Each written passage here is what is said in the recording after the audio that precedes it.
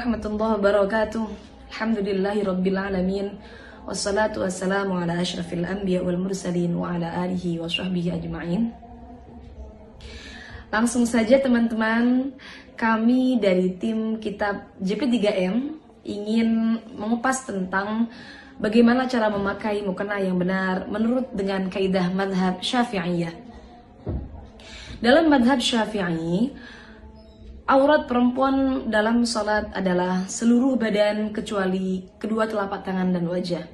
Yang mana kita tahu bahwa wajah batasannya adalah dari arah menyamping seperti ini, dari mulai telinga satu ke telinga yang lain. Kemudian untuk atas dari mulai tumbuhnya rambut kepala sampai dagu. Ingat, dagu termasuk batas wajah. Dan ada satu kaidah dalam madhab Syafi'iyah, yaitu menyempurnakan perkara yang wajib maka hukumnya wajib. Sehingga cara memakai mukena yang benar seperti yang kalian lihat saat ini, yaitu adalah dengan menutup rambut-rambut kepala, rambut-rambut bayi yang ada dalam di ujung-ujung sini itu. Kemudian dengan menutup dagu tidak terlihat, karena ini termasuk menyempurnakan perkara yang wajib.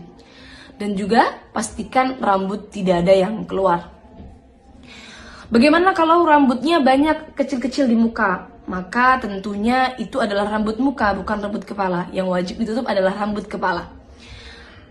Selesai pembahasan tentang wajah, mana yang boleh kita buka, kemudian kita akan masuk ke pembahasan tangan. Dan untuk tangan, seperti yang kita tahu, yang dimaksud dari kedua telapak tangan yang tidak termasuk dalam aurat perempuan dalam sholat adalah pergelangan tangan. Jadi sampai batas ini, batas pergelangan tangan. Yang tidak termasuk aurat adalah baik batin tangan ataupun punggung tangan. Ini semua tidak termasuk aurat. Tapi yang perlu panjenengan ingat, karena batasnya adalah di sini, pergelangan tangan, maka menutup sedikit bagian daripada pergelangan tangan hukumnya adalah wajib. Karena sesuai dengan kaidah yang tadi sudah kita bahas, yaitu adalah menyempurnakan perkara yang wajib, hukumnya adalah wajib. Sehingga teman-teman untuk menutup harus seperti ini. Nah, mohon maaf ini mukena saya agak seret. Nah, seperti ini. Menutup sedikit daripada pergelangan tangan. Ingat, punggung tangan dan juga telapak tangan ini bukan termasuk bagian dari aurat. Sehingga tidak masalah bila mana punggung tangan terbuka seperti ini. Ini bukan termasuk bagian daripada aurat dalam sholat wanita. Kemudian yang perlu kita bahas selanjutnya adalah benda yang digunakan untuk menutupi aurat atau baju yang digunakan untuk menutupi aurat. Yang digunakan untuk menutupi aurat adalah sesuatu yang bisa menutup warna kulit dalam majelis berbincang-bincang, dalam majelis takhotub. Maka bagaimana batasannya? Apakah nerawang atau tidak? Itu batasannya adalah bila dilihat dalam majelis berbincang-bincang, seperti mungkin dengan jarak saya berbincang dengan teman saya, seberapa urufnya, seberapa biasanya, kok terlihat warna kulitnya, maka berarti belum mencukupi. Tapi kalau tidak terlihat warna kulitnya, maka sudah bisa dikatakan mencukupi. Seperti halnya mungkin mukena yang ada bordirnya, kemudian bordirnya ini agak sedikit menimbulkan bulat-bulat atau bolong-bolong kecil, maka bila mana tidak sampai memperlihatkan warna kulit dalam jarak majelis berbincang-bincang, ini tentunya tidak masalah atau tidak mengganggu keabsahan sholatnya. Dalam artian mukenanya tetap bisa dipakai untuk menutupi aurat dalam sholat. Kemudian yang perlu kita bahas lagi dalam hal menutup aurat dalam sholat adalah hal-hal yang sering terlewatkan.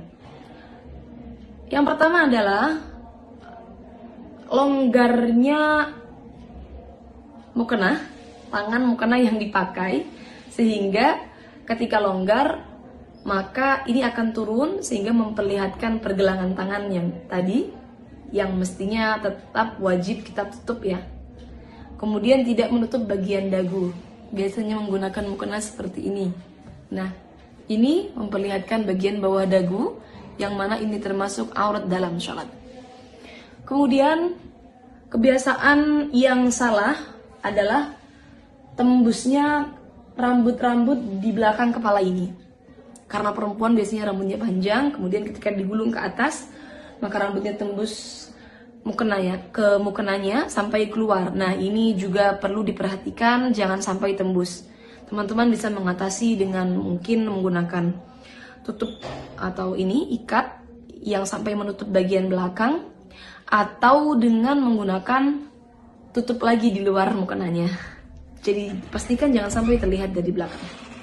Kemudian selanjutnya yang sering terlewatkan adalah perlu diingat bahwa batin telapak kaki itu tetap termasuk aurat perempuan dalam sholat. Sehingga ketika sholat maka pastikan ketika dalam keadaan sujud batinnya tertutupi. Ketika dalam keadaan ruku maka bagian kakinya sudah tertutupi. Jangan sampai cingkrang mukenanya. Dari seluruh keterangan yang sudah saya sampaikan tadi, yang mana diambil dari beberapa kitab bermadhab Syafi'i, maka bisa disimpulkan bahwa mukena yang paling aman untuk perempuan dalam madhab Syafi'i adalah mukena terusan. Memakai mukena terusan seperti yang saya pakai seperti ini.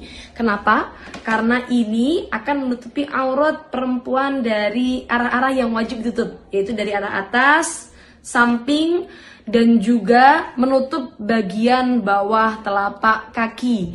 Karena telapak kaki termasuk dalam aurat wanita. Untuk teman-teman yang menggunakan mukena potongan, maka pastikan bagian leher tidak terlihat dari arah samping. Kenapa? Karena kekurangan dalam mukena potongan adalah ketika berdiri, ketika ruku, ketika mengangkat tangan, maka bagian lehernya tetap terlihat.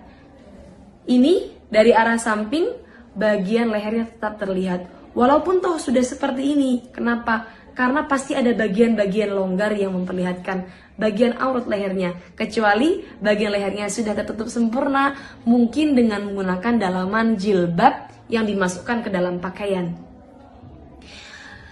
Sekian dari kami, kurang lebihnya mohon maaf. Wassalamualaikum warahmatullahi wabarakatuh.